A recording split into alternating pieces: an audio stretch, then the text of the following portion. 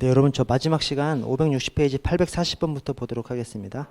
자, 840번. 자, 국가 배상 1번에 국가는 국가 배상 책임을 이행한 경우 공무원에게 경과실이 있으면 국가는 그 공무원에게 구상할 수 없습니다. 구상이라는 것이 뭐냐면 물어주지 않아도 되는 사람이 물어줬을 때 진짜 물어줄 책임이 있는 사람한테 받아내는 것을 구상이라고 하죠. 그래서 국가가 지금 국가배상 책임을 이행했지만 실제로는 공무원이 잘못한 거잖아요.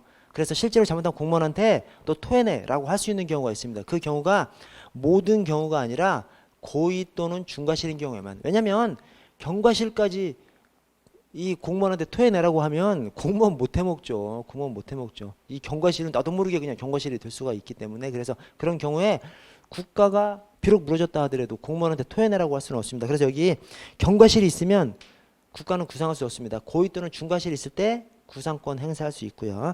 자, 이번에 국가배상 청구 소송은 배상심의회에 배상 신청을 하지 아니하고도 제기할 수 있다. 이게 뭔 말이냐면 우리 이제 국가배상하면 그냥 법원을 통한 국가배상 청구 소송만 이제 생각합니다. 그러나 법원을 통하지 않고 우리 저 국가기관으로서, 우리 행정기관으로서 국가배상 심의회가 있어요. 그래서 각 권역별로 뭐 서울, 부산, 대전, 광주 이런 식으로 큰 권역별로 국가배상 심의회가 있거든요. 내가 행정소송을 국가배상 청구소송을 제기하지 않고 국가배상 심의에다가 나 공무원의 위법한 직무집행으로 피해를 봤다, 배상해달라고 청구할 수가 있어요. 그러면 국가배상 심의에서 양측 불러가지고 막 조사한 다음에 뭐 이 정도 해라라고 해줍니다. 그것이 바로 국가배상 심의회예요. 자, 근데 국가배상 심의회에서는 좀 많은 액수를 해주지는 않겠죠. 통상적으로 국가배상 심의회는 국가기관이니까 배상액을 가급적 좀 작게 좀 해주는 경향이 있는 거죠. 그래서 이제 법원에다가 국가배상 청구 소송을 제기하는 겁니다. 근데 이때 국가배상 심의를 거쳐서 법원에 국가배상 청구 소송을 제기해도 되고, 국가배상 심의를 거치지 않고 그냥 바로 법원에 국가배상 청구 소송을 제기해도 됩니다. 그래서 배상 신청을 하지 국가배상심의회 배상 신청을 하지 않고도 국가배상 청구소송 제기할 수 있어요. 맞는 표현이고요. 자, 3번에 부작위에 의한 국가배상 책임은 조리상 자기유무를 위반한 경우는 성립하지 않는다. 이게 지금 뭔 말이에요? 이 자기유무가 법령상 자기유무가 있고 조리상 자기유무가 있는 거죠. 법령상 법에 딱 규정되어 있는 법에 딱 이렇게 하라고 했는데 하지 않아. 위법한 것이죠. 근데 법령상뿐만 아니라 조리상 행정법의 일반 원칙상 해야 하는 경우가 있는 것이죠. 그때 하지 않은 것도 국가배상 책임 성립하는 것으로 봅니다. 그래서 부작위한 국가배상 책임은 법령상 자기유무뿐만 아니라 조리상 자기유무를 위반한 경우에도 성립하지 않는다가 아니라 성립합니다. 성립하고요. 자, 4번에 공무원의 고의 중과실에 의한 불법행위로 국가배상이 성립하는 경우 가해 공무원 개인은 그로 인한 손해배상 책임을 부담합니다. 그래서 아까 구상권도 또 여기 피해자에 대해서 공무원 개인이 물어줄 책임, 이게 바로 이제 선택적 청구권이죠. 피해자한테 국가뿐만 아니라 개인도, 공무원 개인도 피해자한테 배상 책임을 해야 될 거. 이게 이제 선택적 청구권. 즉 피해자 입장에서 국가한테만 국가배상 청구소송을 할 수 있는 것이 아니라 공무원 개인한테도 손해배상 청구할 수 있는 경우가 있죠. 그때가 여기 지금 고의 중과실인 경우죠. 맞습니다. 고의 중과실일 때 가해 공무원 개인도 손해배상 청구소송 당할 수 있습니다. 자, 841번에 국가배상법 이중배상 금지 규정. 이 국가배상법상 이중배상 금지 규정이 헌법에도 있어요. 헌법에도 있습니다. 이게 사실은 저 3공화국 때 박정희 대통령 당시에 그때는 이제 헌법재판권이 대법원에 있었어요. 근데 대법원에서 당시에 국가배상법 위헌 판결 내렸어요. 대법원에서. 그때 당시 대법원에서. 그랬더니 말도 안 되냐. 그랬더니 유신헌법을 제정할 때, 역시 박정희 대통령이 1972년 유신헌법을 제정할 때 이중배상 금지 규정을 헌법에다 넣어버렸어. 헌법에다 넣어버린 거 이제 뭐 위헌이라고 할 수가 없는 것이죠. 헌법에 있어버리니까. 그 전에 이제 법률 조항에 있어가지고 위헌 판결을 받았었는데, 자, 그래서 지금은 헌법에 있는 조항을 근거로 해서 이중배상 금지 규정이 시행되고 있습니다. 자, 이 이중배상 금지 규정이 1번에 피해자가 군인, 군무원, 경찰 공무원, 예비군 대원인 경우에, 그래서 이런 군인, 군무원, 경찰 공무원, 예비군 대원일 때 그 해당 공무원들의 전투 훈련 중 그런 행위에 있어서는 국가로부터 보상을 받으면 추가적으로 배상은 청구하지 못하도록 해놨습니다. 근데 사실 보상과 배상은 다른 것이거든요. 우리 교통사고 나면 그 상대방이 뭐 음주운전 해가지고 내가 교통사고를 탔어. 그러면 보험으로부터 보상은 받죠. 그러나 별도로 그 상대방이 위법한 행위를 해서 음주운전을 해서 나를 다치게 한 것에 대해서는 별도로 배상을 별도로 받습니다. 그래서 보상 따로, 위법 행위로 인한 배상 따로, 그것이 이제 법 이론에 맞아요. 그런데 군인하고 경찰만큼은 국가로부터 보상 받았으면 별도로 배상 청구는 하지 못하게끔 막아놓은 것이 헌법에 있고 또 국가배상법에도 있는 이중배상 금지 조항입니다. 그래서 이번에 병역법상 공익근무요원은 군인에 해당해서 이중배상이 금지되는 자에 속한다? 이게 공익근무요원은 속하지 않습니다. 공익근무요원은 속하지 않아요. 왜냐하면 공익이 군대에서 붙어서 일하지 않잖아요. 공익이 다 일반 행정기관 내에서 붙어서 일하지 않습니까? 그래서 여기 군인, 군무원, 경찰 공무원, 향토 예비군대원에 예비군대원에 들어가지 않죠. 그래서 공익근무요원은 제외됩니다. 전경 의경은 포함돼요. 포함되니까 좋네. 좋긴 뭐가 좋아요. 배상을 받을 수 없는데, 그죠? 그래서 우리 불쌍한 전의경들은 하여튼 배상도 못 받게 그렇게 만들어 놓은 것이 이 국가배상법입니다. 자, 3번에 전투훈련 또는 이에 준하는 직무집행뿐만 아니라 일반 직무집행에 관해서도 적용된다. 맞아요? 틀려요? 맞습니다. 그래서 우리 군인, 경찰 공무원은 일반 직무집행에 있어서 어떤 피해를 봤을 때에도 추가로 국가배상 받을 수 있는 경우에 받지 못하게끔 해놓은 것이죠. 왜 그래? 이 헌법 규정을 보시면 이 헌법 그다음에 국가배상법 보시면 거기에 그냥 전투훈련이라고 해놓지 않고 전투훈련 등이라고 해놨거든요. 전투훈련 등. 그것을 갖다가 대법원에서 어떻게 판단하면 전투훈련뿐만 아니라 일반 직무 집행의 경우에 있어서도 이 군인, 군무원, 경찰 공무원, 예비군 대원은 추가로 국가배상 청구할 수 없다. 그냥 보상을 받으면 보상으로 그냥 끝내라. 그렇게 하고 있습니다. 그래서 전투훈련뿐만 아니라 전투훈련 등 일반 직무 집행도 거기에 포함되는 것으로 대법원에서 판단하고 있고요. 자, 4번에 전투훈련 중 민간인이 군인과 공동 불법 행위를 한 경우 민간인은 자신의 부담 부분만을 피해 군인에게 배상하면 된다는 것이 대법원 판례 입장입니다. 맞습니다. 이게 이제 뭔 얘기냐면 아까랑 달라. 이것은 뭐냐면 지금 국가가 있고요. 그다음에 이 피해자가 공무원인 거예요. 지금 공무원. 그래서 이렇게 있죠. 그래서 이 공무원 2, 이 공무원 1이고 공무원 2, 그다음에 민간인. 예를 들어서 교통사고가 났어. 이 두 사람이 잘못해가지고 뒷자리에 앉아있는 지휘관이 죽어버린 거예요. 그러면 이 지휘관은 이 공무원의 직무상 불법 행위로 인해서 지금 죽은 거지 않습니까? 그러면 보상은 보상대로 받고 배상은 별도로 받아야 되는데 배상은 별도로 못 받게 해놨잖아요. 그래서 이 잘못을 한 공무원만 생각하면 국가배상 받을 수 없는 거예요. 그런데 민간인한테는 국가배상 말고 손해배상을 받을 수 있잖아요. 보상 외에 지금 국가로부터는 보상을 받아. 그 다음에 배상은 추가로 받을 수 없는 것이죠. 이 사람만 생각하면. 근데 이때 민간인한테 손해배상을 받을 수 있는 것이죠. 그래서 민간인을 통해서 받을 수 있는 것은 두 사람의 과실 비율에 따라서 이 민간인이 부담하는 잘못만큼만 물어주면 된다는 거예요. 자, 그런데 이때 민간인이 자기 부분만 물어주면 되는데 다 물어줬어. 다 물어준 다음에 이 민간인은 이 사람의 잘못에 대해서 국가로부터 받을 수 있을까요? 그건 받을 수 없다고 봅니다. 왜 그래? 이건 아까의 경우랑 달라. 아까의 경우는 어차피 국가가 물어줘야 할 것을 이 원래 잘못한 공무원이 물어준 거지 않습니까? 사실 이 사람이 아까 여기다 적어놓은 거죠. 그래서 어차피 국가가 물어줄 것을 공무원이 물어준 거야. 그러면 공무원이 국가가 물어줄 것을 받아낼 수 있었던 것이 아까는. 근데 지금은 이중배상 금지 때문에 이 피해를 본 공무원한테 국가가 안 물어줘. 안 물어주는데 이 민간인이 다 물어줬어. 그러면 국가한테 구상할 수는 없다고 봅니다. 개피 보는 것이죠. 그러니까 처음부터 잘 따져가지고 자기 부분만 물어주는 것을 주장해서 자기 부분만 물어줘야 되는 것이죠. 어렵죠? 어렵습니다. 이게 이제 대법원의 판례고 헌법재판소는 또 다르게 판단을 해요. 헌법재판소는 다르게 판단하는데 대법원 판례만 생각해 주십시오. 예, 아까랑 달라요. 아까는 잘못을 한 공무원이 경과실인데 불구하고 경과실을 한 공무원이 물어준 경우야. 그때 원래는 국가가 물어줄 것을 공무원이 물어준 거예요. 경과실은 공무원한테 구상권 행사할 수 없고 그러니까.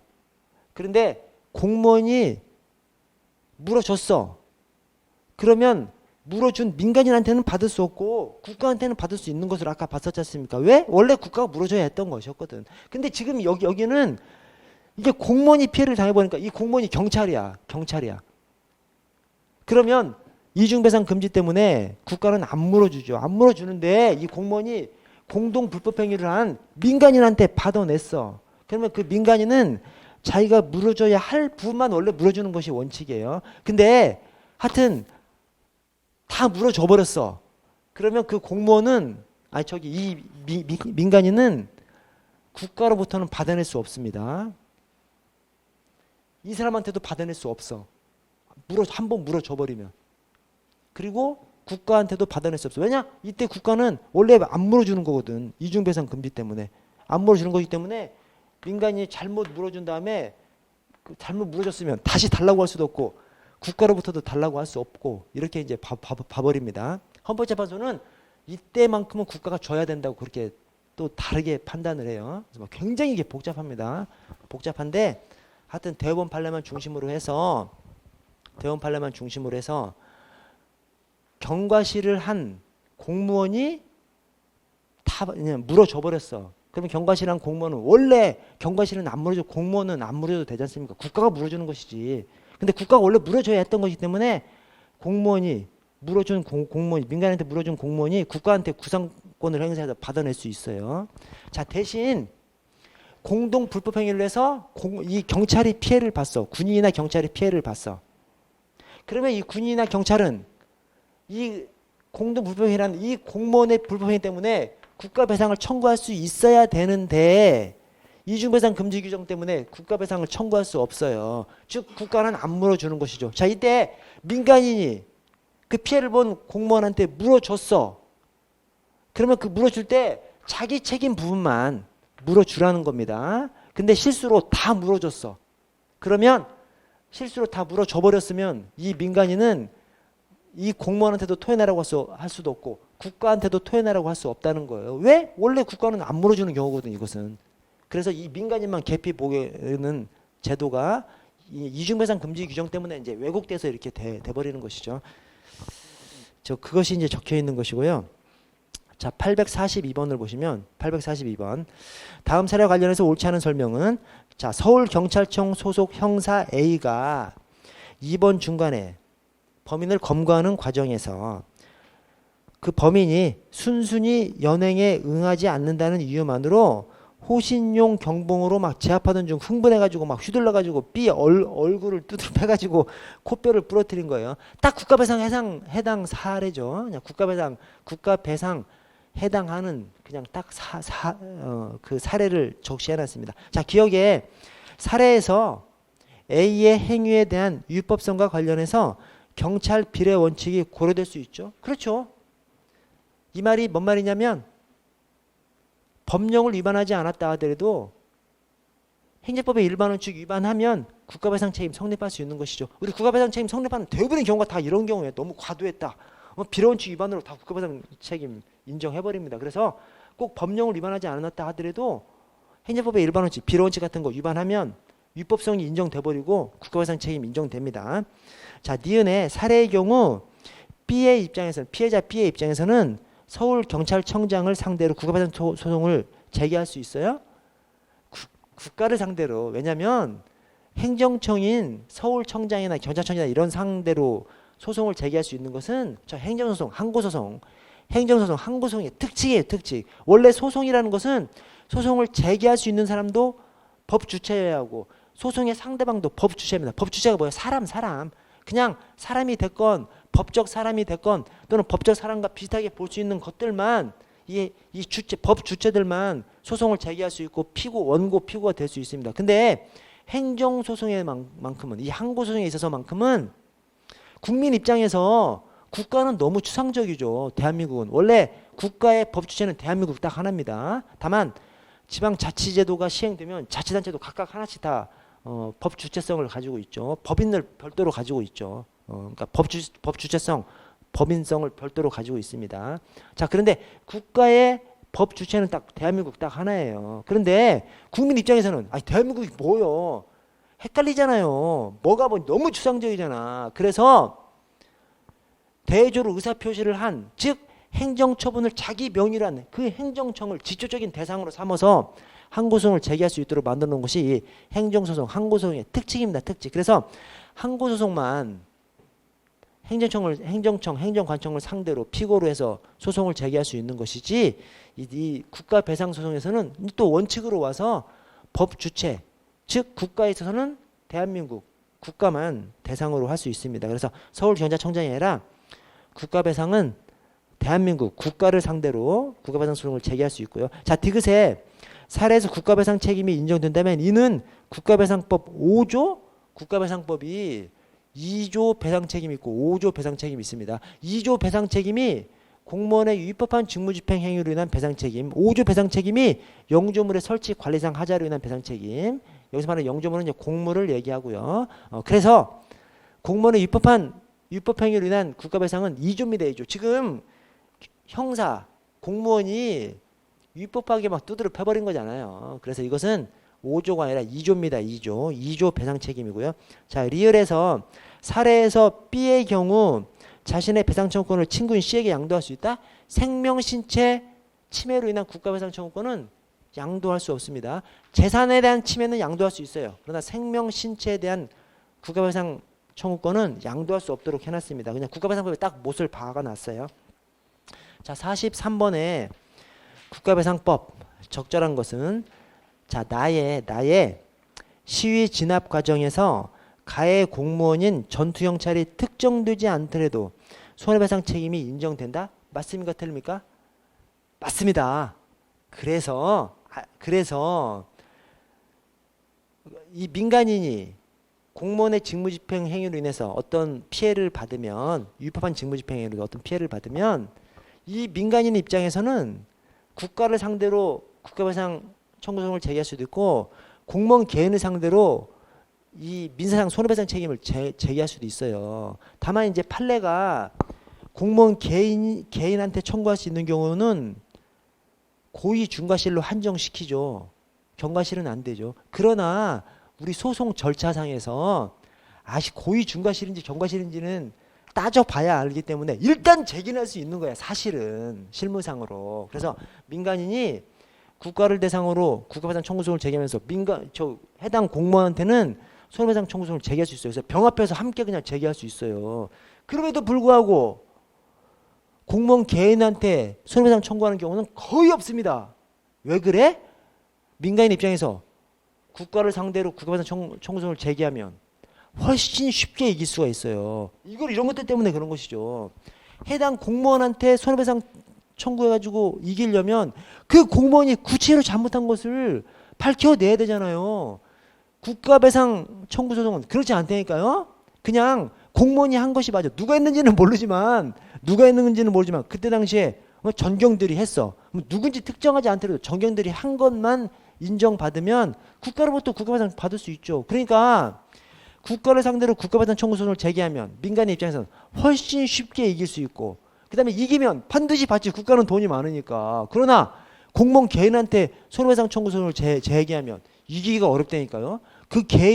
그 공무원이 구체적으로 잘못한 위법성, 행동 이런 것들을 막 증명해야 돼요. 그러니까 이기기도 어렵고 이겼다 하더라도 그 경찰 공무원이 돈 없으면 못 받는 거죠. 그래서 대부분의 경우에 있어서 국가를 상대로만 국가배상 청구소송을 제기하지 공무원 개인한테는 제기하지 않는 것이 이런 이유 때문입니다. 그럼에도 불구하고 한 100건에 한두 건씩 해당 공무원도 대상으로 제기하는 경우가 있죠. 우리 경찰 공무원도. 왜 그래? 열받아서 그래. 열받아서. 그 민간인이 이 새끼 엿먹어봐라 라고 하면서 경찰 공무원도 함께 소송 제기하는 겁니다. 왜?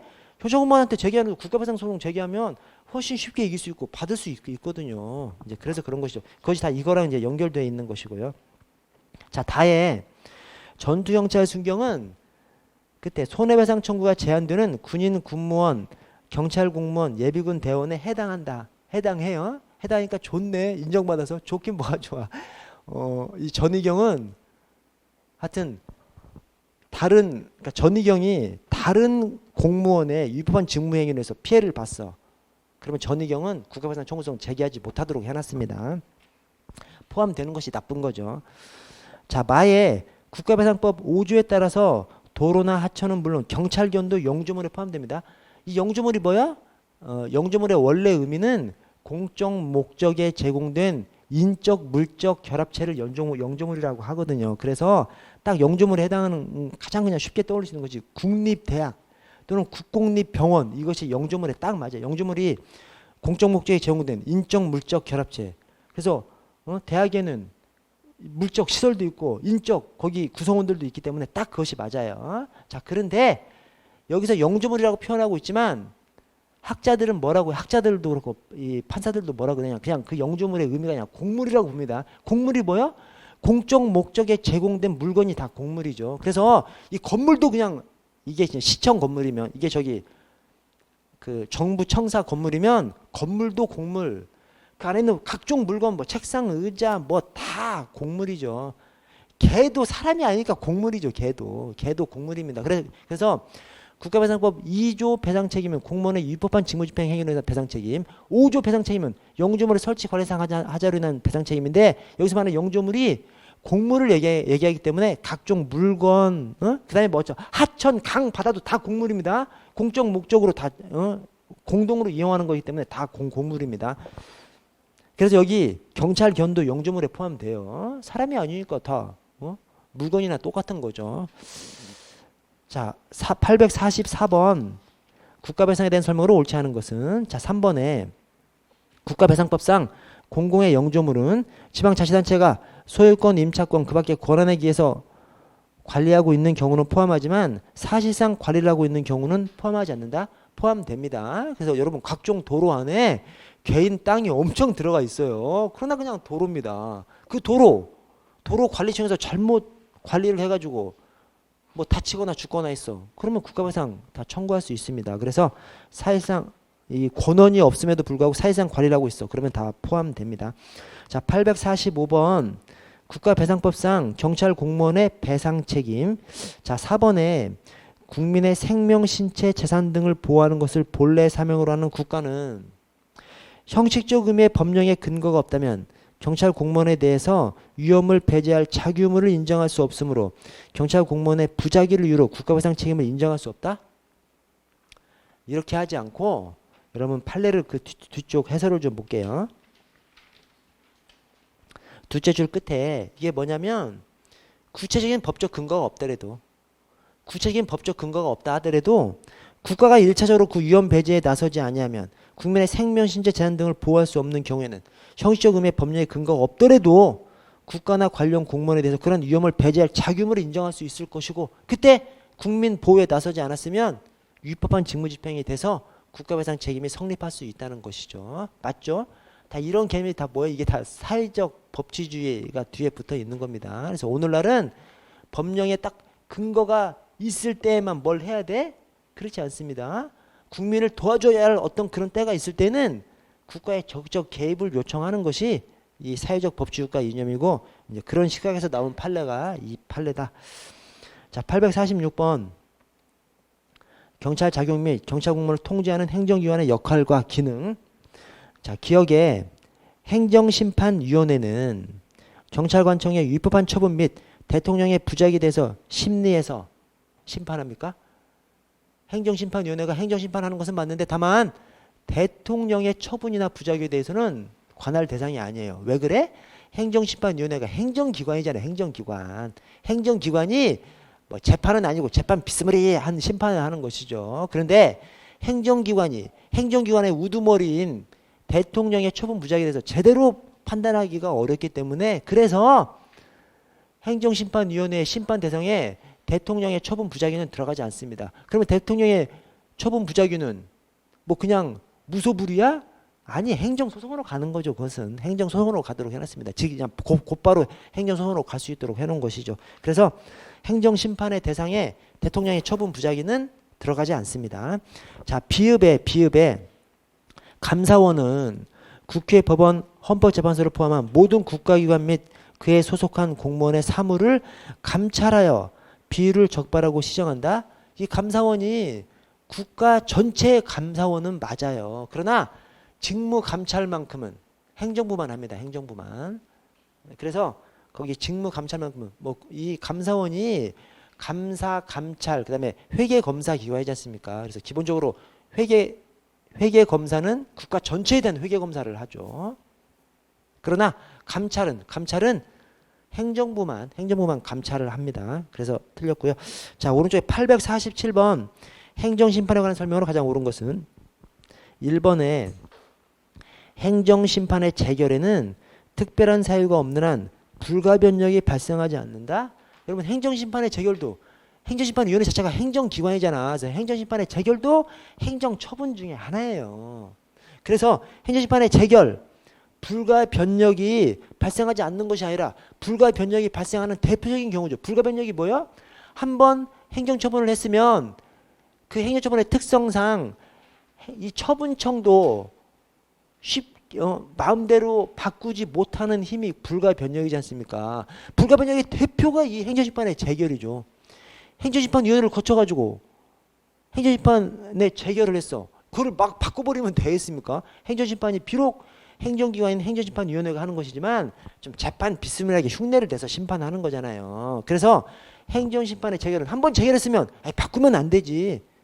행정심판위원회조차도 바꿀 수 없는 것이죠. 그래서 그걸 갖다가 불가변력이라고 하고, 이 불가변력이 발생하지 않는 것이 아니라 불가변력이 발생하는 대표적인 경우가 이 행정심판의 재결입니다. 자, 이번에 행정심판법은 무효등 확인심판에서는 사정재결을 할 수 없음을 명문으로 규정하고 있습니다. 맞습니다. 여러분, 사정재결이 뭐예요? 사정재결, 사정판결이죠. 행정심판에서는 사정재결, 행정소송에서는 사정판결이죠.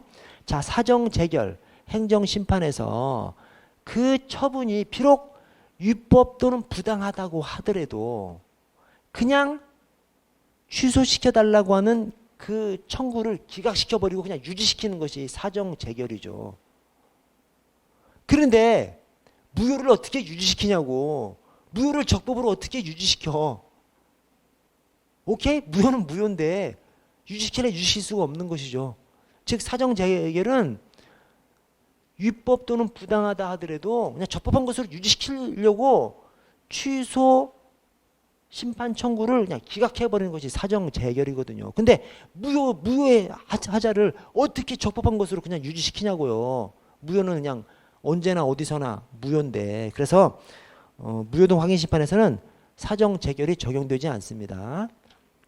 3번에 청구인은 행정심판 청구서를 피청구인 행정청에는 제출할 수 없다? 제출할 수 있습니다. 이 행정심판 청구는 어디에 해야 되면 행정심판위원회 또는 피청구인 행정청에, 행정심판위원회 또는 피청구인 행정청에. 그래서 만약에 피청구인은 행정청에다가 행정심판을 제기했으면 그 행정청이 행정심판위원회로 이제 보내줘야 됩니다. 그래서 행정심판의 청구는 행정심판위원회에 할 수도 있고 피청구인인 행정청에다가 할 수도 있습니다. 자, 4번에 행정심판법상 처분의 부존재 확인심판은 허용되지 않는다? 허용됩니다. 우리가 무효 확인심판을 무효 확인심판이라고 하잖아요. 무효등 확인심판이라고 해서 무효등에는 무효, 부존재 뭐 다 들어가 있습니다. 그래서 부존재 확인심판도 무효등 확인심판 안에 이제 들어가 있고요. 무효는 뭐고 부존재는 뭐요? 무효는 처분이 있기는 한데 그 하자가 아주 뭐 중대 명백한 하자가 있는 것이 무효고, 부존재는 처분 자체가 없는 것이죠. 처분 자체를 하지 않은 것이 부존재고, 무효는 처분을 하긴 했는데 중대 명백한 하자가 있는 것이 무효인 것이고. 자, 848번 행정심판법. 자, 2번에 취소심판은 당사자 신청에 대한 행정청의 위법 또는 부당한 거부 처분이나 부작위에 대해서 일정한 처분을 하도록 하는 행정심판. 일정한 처분을 하도록 하는 행정심판. 이게 뭐죠? 의무이행심판이죠. 이런 것을 해 라고 하는 것이 의무이행심판입니다. 취소심판이 아니고요. 취소심판은 위법 부당을 이유로 취소하는 것이 취소심판인 것이고, 일정한 처분을 하도록 하는 것은 의무이행심판입니다. 그래서 틀렸고요. 자, 3번에 처분 또는 부작위에 대한 행정심판은 청구서를 제출하거나 말로써 청구할 수 있어? 뭐 정보공개 청구예요? 아니죠. 행정심판이나 행정소송 청구는 서면으로 해야 되죠. 서면으로. 자, 4번에 행정심판위원회는 심판 청구가 이유가 있다고 인정하는 경우에도 이를 인용하는 것이 공공복리에 크게 위배된다고 인정하면 그 심판 청구를 기각하는 재개를 해야 한다가 아니라 할 수 있답니다. 지금 이게 뭐예요? 사정재결이죠. 사정재결. 위법 부당함에도 불구하고 그 처분을 유지시키는 것이죠. 그러니까 무효는 아니고, 무효는 그냥 당연 무효니까 유지시킬래 유지시킬 수 있는 처분이 없는 것이고, 그래서 무효 등 확인심판에는 적용되지 않는 것이고, 그 다음에 사정재결은 따져봐서 심사숙고해서 사정재결 할 수도 있고 안 할 수도 있는 것이죠. 그래서 사정재결을 해야 한다가 아니라 할 수 있답니다. 할 수 있다. 따져봐서 심사숙고해서 위법 부당함에도 불구하고 그 처분을 청구를 기각해서 남겨두려고 하면 심사숙고해서 필요성이 꼭 있을 때만 해야 되겠죠. 그래서 할 수 있답니다. 할 수 있다. 자, 849번 행정심판법. 자, 2번에 행정심판위원회는 심판 청구의 대상에 드는 처분보다 청구인에게 불리한 재결을 할 수 있다? 행정심판도 불이익 변경 금지입니다. 우리 저 소청심사에서 나섰지 않습니까? 소청심사도 불이익 변경 금지잖아요. 그것이 다 소청심사가 특별한 행정심판이잖아요. 그래서 소청심사, 행정심판 다 불이익 변경 금지 원칙 적용됩니다. 자, 850번 행정심판법상 행정심판 청구의 기간. 자, 1번 있음을 알게 된 날로부터 90일 이내. 자, 안 날로부터 90일 이내. 자, 2번 있었던 날로부터 180일 이내. 그래서 행정심판은 90일, 180일. 행정소송은 90일, 1년이죠. 행정심판은 90일, 180일. 행정소송은 90일, 1년. 그렇습니다. 자, 그런데 3번에 행정청이 기간을 알리지 않았어. 그러면 이제 긴 기간. 국민한테 이득을 주는 것이죠. 행정청이 알리지 않았어. 그러면 그 두 기간 중에서 긴 기간, 그래서 처분이 있었던 날부터 180일 내 행정심판을 청구할 수 있고요. 자, 4번에 취소심판의 경우와 달리 무효등 확인심판과 의무이행심판의 경우는 심판 청구에 기간 제한이 없다. 맞아요? 맞을 것 같은데, 여러분 그쵸 이렇게 됐냐? 취소심판 기간 제한이 있죠. 그래서 이것이 이제 90일, 180일 이내 제기해야 되는 것이죠. 자, 그런데 무효등 확인 심판, 무효는 언제 어디서나 무효예요. 그래서 무효는 언제 어디서나 무효 때문에 제소기간 제한이 안 들어갑니다. 이것은 제소기간 제한도 안 들어가고, 설사 행정심판 반드시 거치라고 하는 그런 분야에 있어서도 행정심판 거치지 않아도 그냥 무효등 확인심판은 제기할 수 있습니다. 무효등 확인심판은 기한 제한 거치지 않습니다. 자, 의무이행심판이 문제가 되죠. 의무이행심판이 기간 제한이 걸리느냐, 제소기간 제한이 걸리느냐 걸리지 않느냐. 여러분, 의무이행심판이 통상 머릿속에 부작위에 대해서 뭔가를 하라는 것이 이제 의무이행심판이죠. 근데 부작위에 대해서만이 아니라 거부 처분에 대해서도 의무이행 심판할 수 있거든요. 거부 처분한다는 것은 거부하면서 안 하고 있는 거지 않습니까? 거기에 대해서 뭔가를 하라는 결정을 내려달라고 의무이행 심판을 청구할 수 있거든요. 그래서 의무이행 심판이 두 가지야. 뭐냐면 부작위에 대한 의무이행 심판이 있고요. 거부 처분에 대한 의무이행 심판이 있습니다.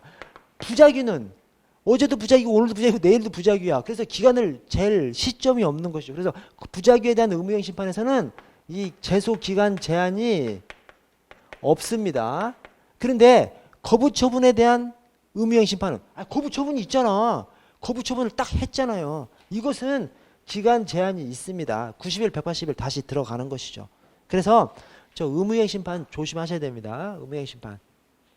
의무이행 심판이 거부 처분에 대한 의무이행 심판이 있고 부작위에 대한 의무이행 심판이 있기 때문에 부작위에 대해서는 최소기간 제한이 걸리지 않는데 거부 처분에 대한 의무이행 심판에서는 거부 처분이 있으니까 그 거부 처분부터 시한을 따져가지고 90일, 180일 들어갑니다. 그래서 그냥 통으로 의무이행 심판의 경우 심판 청구 기간 제한이 없다라고 하면 틀립니다.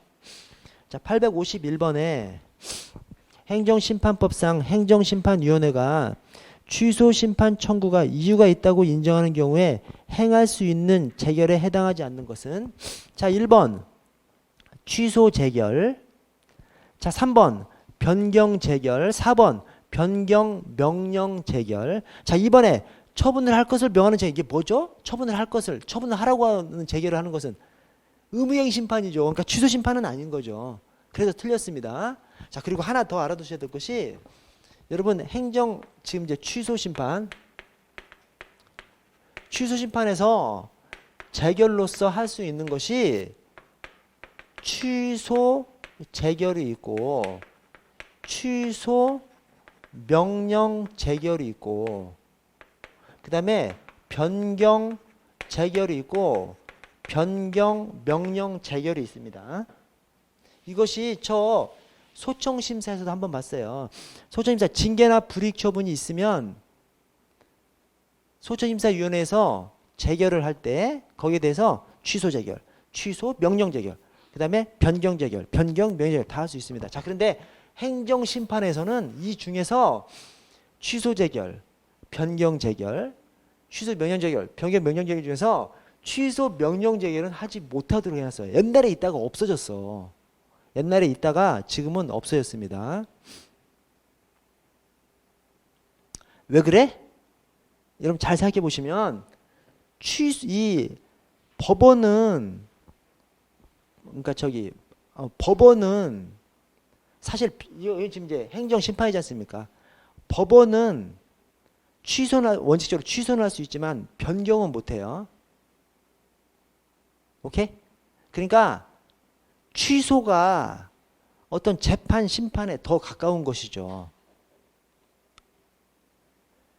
변경은 행정청에 더 가까운 것이죠. 그래서 취소는 직접 하라는 거예요. 직접. 비록 행정심판위원회지만 지금 재판은 비스무리하게 하지 않습니까? 그때 그러니까 취소는 이 심판기관, 판결기관에 더 가까운 것이죠. 변경은 행정청에 더 가까운 것이고 행정청이 하는 일에 더 가까운 것이고 그래서 변경은 변경 재결, 변경 명령 재결 다 하는 것이 의미가 있지만 취소는 야 니네 위원회가 더 합당하니까 취소 명령은 하지 말라는 거예요. 취소할 것 같으면 네가 그냥 직접 해버리라는 거예요. 오케이? 하여튼 간에 이 행정심판위원회에서는 취소 재결, 그다음에 변경 재결, 변경 명령 재결만 할 수 있고 취소 명령 재결은 할 수 없습니다. 대신 저 소청심사위원회에서는 다 할 수 있습니다. 취소 재결, 변경 재결, 취소 명령 재결, 변경 명령 재결 다 할 수 있습니다. 여기서는 취소 재결, 변경 재결, 그다음에 취소 명령, 변경 명령 다 할 수 있습니다. 소청심사위원회에서는 다 할 수 있고 대신 일반적인 행정심판위원회에서는 취소 명령 재결은 할 수 없어요. 취소는 그냥 직접 하라는 거예요. 취소는 야 그냥 네가 하는 일에 잘 어울리는 거니까 너만 해. 그렇게 해 놓은 겁니다. 자 852번 행정심판법상 행정심판 2번에 행정청의 부작위에 대한 의무이행 심판은 심판 청구기간 규정에 적용을 받지 않죠. 자, 근데 사정 재결이 인정되지 아니한다? 지금 의무이행 심판이죠. 의무이행 심판은 사정 재결 인정됩니다. 여러분 저를 좀 봐주세요. 무효등 확인 심판은 사정 재결 인정되지 않아요. 왜 그래? 무효는 완전 무효잖아. 완전 무효인데 그 처분의 효력을 어떻게 유지시키냐고, 기각시켜가지고 어떻게 유지시키냐고. 무효는 그냥 무효지. 그래서 무효등 확인 심판에서는 사정 재결 인정되지 않습니다. 근데 의무이행 심판에서는 사정 재결이 인정돼요. 뭐냐면 의무이행 심판이 뭐요? 어떤 처분을 하도록 명하는 것이 의무이행 심판이지 않습니까? 의무이행 심판의 재결이 어떤 처분을 하도록 명하는 것이죠. 그래서 의무이행 심판에서는 비록 위법 또는 부당하더라도 어떤 처분을 하라고 하기까지는 좀 너무한 그런 상황이 있을 수가 있겠죠. 그래서 의무이행 심판에서 사정 재결이 적용됩니다. 왜냐? 의무이행 심판에서는 어떤 처분을 하도록 하는 재결을 하는 것인데 비록 위법하다 하더라도 어떤 처분을 위법 부당하다 하더라도 어떤 처분을 하도록 하라고 하기까지는 좀 너무 과해 라고 하면 그냥 유지시켜버릴 수가 있는 것이죠. 무효를 어떻게 유지시키냐고요. 무효는 그냥 언제나 어디서나 무효인데 그래서 무효 등 확인 심판에서는 사정 재결이 인정되지 않고 의무이행 심판에서는 어떤 처분을 하라고 하는 것까지는 하기가 좀 너무 뭐해. 그때는 그냥 현재 상태를 유지시켜버리는 기각시켜버리는 사정 재결을 할 수가 있습니다. 자, 853번에 A 행정청이 갑에게 한 처분에 대해서 갑은 행정심판위원회에 행정심판을 청구했습니다. 이에 대한 설명으로 옳은 것은 자 1번에 행정심판위원회 기각재결이 있은 후에는 행정청은 원처분을 직권으로 취소할 수 없다? 이게 뭔 말이냐면 지금 이 국민이 이 행정심판을 청구한 거 아니에요. 국민이 행정심판을 청구했는데 행정심판위원회에서 기각했어. 지금 국민한테 나쁘게 된 거죠. 국민이 왜 행정심판을 청구했어? 침익적 처분이니까 행정심판을 청구한 것이죠. 그래서 그 침익적 처분을 어떻게 좀 없애보려고 했는데 행정심판위에서 기각했어. 진 거예요. 행정심판위원회에서 기각을 했으면 그러면 행정청은 직권 취소도 하지 못해? 그렇지 않습니다. 쟁송 취소하고 직권 취소는 완전히 별개예요. 그래서 쟁송이 진행 도중에도 직권 취소할 수 있는 것이고 쟁송에서 행정청이 이긴 거죠. 지금 행정청이 이겼음에도 불구하고 직권 취소를 할 수 있는 거예요. 행정청 마음입니다. 그래서 기각 재결이 있은 후에도 즉 국민이 졌어. 행정청이 이겼어. 그런데도 불구하고 행정청이 야 그래도 저 사람 불쌍해. 직권 취소해 줄 수 있는 겁니다. 그래서 기각 재결이 있은 후에 행정청은 원처분을 직권으로 취소할 수 없다. 아닙니다. 직권 취소는 쟁송 취소하고는 완전히 별개로 돌아갑니다. 그래서 쟁송 취소해서 국민이 졌어. 행정청이 이겼다고 하더라도 기각 재결을 받았다고 하더라도 행정청은 추후에 직권 취소할 수는 있습니다. 자, 2번은 맞는 지문인데 자, 갑이 취소 심판을 제기한 경우 행정심판위원회는 심판 청구가 이유가 있다고 인정하면 처분 변경 명령 재결을 할 수 있습니다. 그렇죠? 취소 명령은 하지 못하고 취소 재결, 취소 명령 재결은 못하고 변경 재결, 변경 명령 재결 다 할 수 있습니다. 왜 그래? 행정심판위원회는 행정기관이기 때문에 그렇습니다. 저 법원에서는 변경은 못하죠. 법원은 취소만 합니다. 법원은. 근데 행정심판위원회는 행정기관의 하나이면서 또 저 재결도 하면서 하기 때문에 변경 그 다음에 변경 재결, 변경 명령 재결도 할 수 있죠. 3번에 갑이 무효 확인 심판을 제기한 경우 행정심판위원회는 행정심판 청구가 이유 있다고 인정하면서도 이를 인용하는 것이 공공복리에 크게 위배된다고 인정하면 갑의 심판 청구를 기각할 수 있다. 이게 뭐죠? 사정 재결이죠. 사정 재결 무효 등 확인 심판에 적용돼? 안 되죠. 무효는 당연 무효인데 어떻게 기각한 다음에 그 처분의 효력을 유지시킬 수가 있냐고. 처분의 효력을 유지시키려 유지실 수가 없죠. 무효는 그냥 당연 무효이기 때문에. 자, 4번에 행정심판위원회 재결에 고유한 위법이 있는 경우에는 갑은 다시 행정심판을 청구할 수 있다? 행정심판은 재심 청구가 없죠. 재결에 고유한 위법이 있어. 그러면 그 재결을 상대로 행정소송을 제기할 수 있는 것이죠. 원래 행정소송은 행정심판의 재결이 있은 다음에 행정소송은 원처분을 가지고 소송을 제기하는 것이 원칙이죠. 뭐냐면 영업 취소 처분이 있어.